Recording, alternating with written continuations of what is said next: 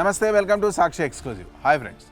అర్ధరాత్రి వేళ నిశ్శబ్దంగా శత్రు భూభాగంలోకి అడుగుపెట్టిన ఒక ఆయుధం. దానికి గుండె చప్పుడు ఉండదు, కరుణ అస్సలే ఉండదు. మీ కళ్ళలోకి చూసి క్షణాల్లో మీ ప్రాణాలు తీయాలో వద్దో నిర్ణయించేది ఏ మనిషో కాదు, ఒక యంత్రం. మనుషులతో పని లేకుండా తమంతట తామే ఆలోచించే లక్ష్యాలను ఎంచుకొని దాడులు చేసే భయంకరమైన కిల్లర్ రోబోలు యుద్ధరంగాన్ని ముంచెత్తుతున్నాయి. ఇదేదో సైన్స్ ఫిక్షన్ సినిమా కథ అయితే కాదు, మనం జీవిస్తున్న చేదు నిజం. ఈ డిజిటల్ రాక్షసులు ఇప్పుడు ప్రపంచ భద్రతకే అతిపెద్ద శాపంగా మారారు. సాంకేతికత మానవ మేధస్సు కంట్రోల్ దాటిపోతోందని, ఇప్పటికైనా వీటిపై నిషేధం విధించకపోతే మానవాళికి అంతిమ ఘడియలు తప్పవని ఐక్యరాజ్య సమితి తీవ్రస్థాయిలో హెచ్చరిస్తోంది. ఆ వివరాలంటే ఈ వీడియోలో చూద్దాం. వీడియో అయితే ఎక్కడ స్కిప్ అవ్వకుండా చూడండి. న్యూయార్క్లోని ఐక్యరాజ్య సమితి కేంద్ర కార్యాలయంలో global dialogue on artificial intelligence సమావేశం అత్యంత ఉత్కంఠ వాతావరణంలో జరిగింది. ఈ వేదికపై ఐక్యరాజ్య సమితి సెక్రటరీ జనరల్ ఆంటోనియో గుటెరస్ మాట్లాడిన మాటలు ప్రపంచాన్ని వణికించేలా ఉన్నాయి. మనుషుల నియంత్రణ, విచక్షణ, మనస్సాక్షి అసలే లేకుండా సొంతంగా నిర్ణయాలు తీసుకుంటూ ప్రాణాలు తీసే లీథల్ అటానమస్ వెపన్ సిస్టమ్స్ వాడకం నైతికంగా అత్యంత భయంకరమైన చర్య అని ఆయన హెచ్చరించారు. యంత్రాలే స్వయంగా మనుషులను చంపే అధికారాన్ని పొందే రోజులు వస్తే అంతర్జాతీయ చట్టాల ద్వారా వాటిని తక్షణమే నిషేధించాలని పిలుపునిచ్చారు.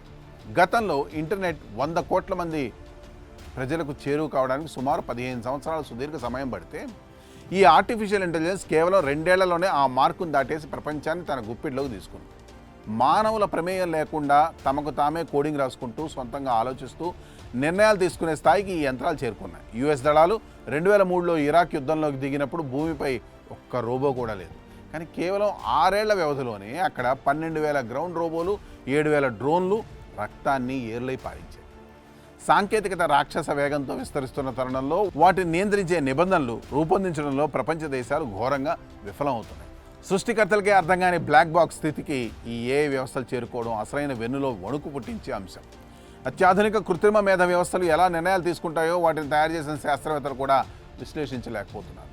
ఇటీవల ఇజ్రాయెల్ గాజా యుద్ధంలో లావెండర్ అనే ఆటోమేటెడ్ ఏఐ వ్యవస్థను ఉపయోగించి వేల సంఖ్యలో మానవ లక్ష్యాలను సెకండ్ల వ్యవధిలో ఎంచుకున్నారు.